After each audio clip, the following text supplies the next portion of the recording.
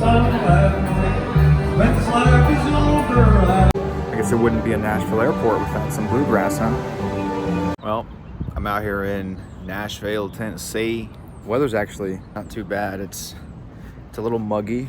I feel like I just stepped out into a hot shower, but that's, I guess, what people are used to out here, right? So that's my hotel back there. But right now I'm walking down to the local Kroger because I don't always travel with all the shit that I need usually. You know, you can't travel with certain like liquid items like mouthwash or toothpaste over a certain quantity. And I'm gonna be out here for like 2.5, 3 weeks. Whenever I'm like in the South like this and I look around at people, I can't help but wonder, like, is that guy racist? Is that lady racist? Is everyone here racist? My birthday's coming up in about a week and a half. It's June 18th. Gemini gang. Everyone fucking hates Geminis. I'm gonna be out here in Tennessee on my birthday. So I don't know if there's something cool to do out here. I'm probably gonna be super slammed because that's the weekend of Bonnaroo, which is where I'm gonna be. Probably just take a shot by myself, for myself. Low key though, it's kind of nice out here. Like, all right, let's see what we got today. First off, definitely had to get some water bottles because the hotels don't always come with water, and if they do, as we all know, they're really expensive. I just usually buy a few. I'm only here for one night, so I think this should hopefully hold me over. Other essentials. Gotta get the mouthwash. Like, I am such a sucker for having a clean mouth. Kroger brand generic antiseptic mouthwash works just fine. Yes, body wash. This is my favorite. I like the soft soap, and usually the ones with like the micro fiber little scrub things. It smells great, and then it'll last me probably 2 weeks or so. It'll probably last longer. I usually end up having to actually throw it out or leave it at the hotel because I can't travel with it. Floss. Floss is so important. It's crazy how much like heart-related problems and diseases come from people not flossing. Floss on me at all times. I floss twice a day. So floss, absolutely must have. Toothpaste, I'm usually not too picky. I just grabbed the first one I saw that was pretty cheap. I don't really care for like the whitening benefit of it. It's just a generic sort of toothpaste, not too picky there.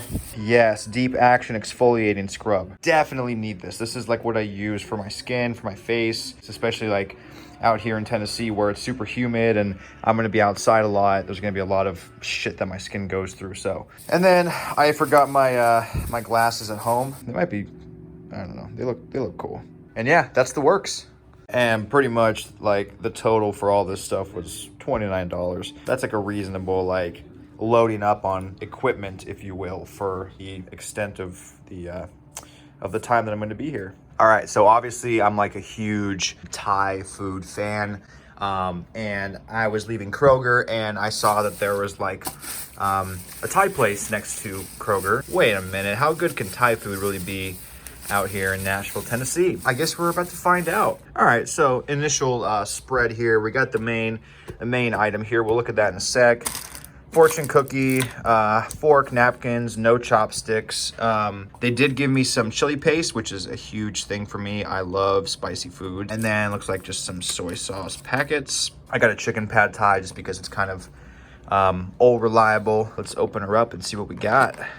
Smells good. Yep, plenty of peanuts. I see the chicken. That's a nice big juicy lime. Yep, I see the onion sprouts down there. It smells really good actually. They didn't ask me like what star I wanted or how spicy I wanted it, so well, either way I'm gonna add my chili paste, but I have it just in case for extra spice.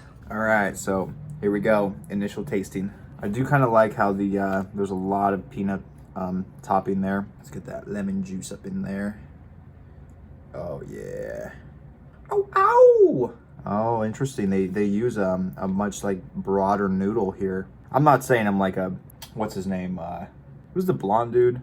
I'm not a fucking Gordon Ramsay when it comes to this kind of stuff, but I know what I like. Okay. No spice at all. This is absolutely bland. No spice. In fact, I could barely even taste that chicken. Hope it doesn't mean I have COVID. Gotta do the dance when I eat food that's good. Oh yeah, that's not spicy at all. That's like the blandest fucking pad thai I've ever had in my life. Let's get some of that chili paste in there. Mix it up nice and good like. I wonder if when I leave Nashville, I'm gonna develop a draw. A southern draw. With that additional spice, delicious. Still not as good as I think like the Thai food I've had on the West Coast. That kind of, you know, seems to make sense, but it's not bad. And it was $10, $10.95, which is reasonably priced. If you're like in Seattle and you get like an in-dining pad Thai dish, it's gonna be in like the $14, $15 range. So an honest bargain, really. Do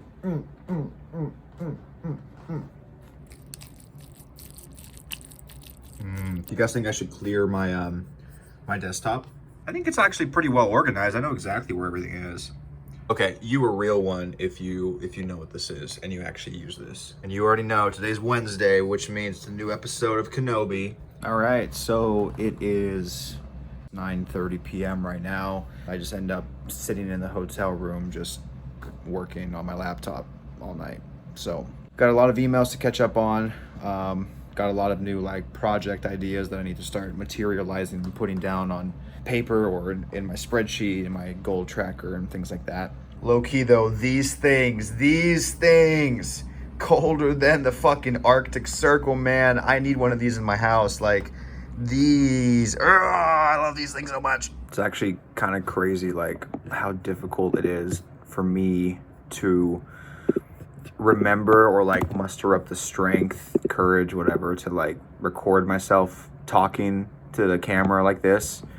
There's just so many things on my plate, so many things that I have to do, so many projects that are sort of started that need to be worked on, that need to be pushed to the next level. And I know I can do it. I know what I need to do, but my willpower sometimes just isn't there after a long day of doing other things, or, you know, and I shouldn't be complaining. I'm not trying to complain. I'm just venting to you guys, to whoever's watching. I mean, since I'm out here in Nashville for the next few weeks, like, I'm thinking I might join a couple of like local acting groups on Facebook out here to see if maybe I can pick up some extra gigs just for any kind of like indie film, student film. Paid, of course, is preferred, but depending on the opportunity, if it's a cool gig, it might make sense to do it for free. Well, it's been real. I've been in Nashville for one night.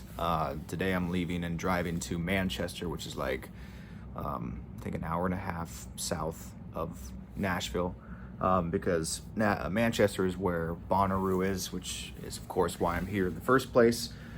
So got all my stuff packed up here and just about ready to go.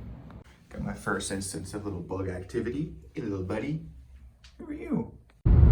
Here we are, Tennessee, baby. Oh! It's actually really green out here. Wow, this is really beautiful right now. Granted, I am sitting in my car driving, so I don't actually know how humid it is. I'm sure it is quite humid, but look at that. It's a lot of trees. Fuck yeah. I mean, I don't know what I really expected. I definitely didn't expect swamps. I totally forgot to film it, but I did try some spicy southern chicken today. We went to Prince's. That was the spot that the locals recommended that wasn't like too touristy, and it definitely did not disappoint. It was delicious. Okay, here we are checking into my second hotel room. What is this place called? This is Manchester. God, I don't know why I can't remember that shit. This is my view from my window. It's kind of just like straight up woods. This reminds me of like a hotel that I got back in Washington when I was traveling for like an acting gig. I just had to drive like 4 hours to do this gig, and I didn't want to. Oh, that's nice. Somebody got angry. I didn't want to drive all the way home after a 4-hour drive, so I got a hotel in this weird like small little town, and it's very much like this, like very rural feeling in the backdrop and stuff. I mean, I'm not a super picky person, but nice. There is light. Here we go, back on that spreadsheet grind. For those that don't know, this is how I keep track of all my like project and client work. Hopefully you can't see it. I don't want you to see too much about what I'm doing, but this system I've created is crazy. Man, one of the most frustrating things about like dealing with DSPs, any kind of middleman like agency for like uploading and distributing music, is just how complicated some of this shit is. For the record label, it's just like when I go in to do all these distributions through Labelworks, it's a company from the UK. It's just a lot of complicated stuff, like getting all the metadata correct and artist pages versus appears on sections. Like I've been on the phone with these guys, like I've been in communication with these guys for weeks trying to get this uploaded correctly. And it's been taking forever. So next up, we got a couple of remixes coming from the boy, Matt Campbell. Oh, can we focus? Can we focus? Can we focus? There it is. Look at all those remixes coming out soon on Storytime. I'll put a link in the bio if you guys want to check it out. And if you're wondering if I'm like working 24/7 while I'm traveling, the answer is no. Sometimes I'm just laying, playing with my feet. Man, it's been ages since I've been to one of these. I saw a funny tweet. It was like, don't trust anything from your mind, anything that your mind says after 9 p.m. because that's when all the negative thoughts come up, and that seems to hold true. A lot of things on the calendar for tomorrow. So like the craziest thing is, like, as I sit here and make music, like it triggers all this old like anxiety in me, and it's like I feel almost like worse afterwards. Like I think I need to like sort of reevaluate what my relationship is with this work, how I channel, I guess, like my creative impulses. I don't know if that's the right way to say it, but I just I leave a little session like this just feeling shitty, and it sucks because it wasn't always this way. There's got to be a way to make this feel a little better, I think, right? Maybe I need to collab more. I don't know.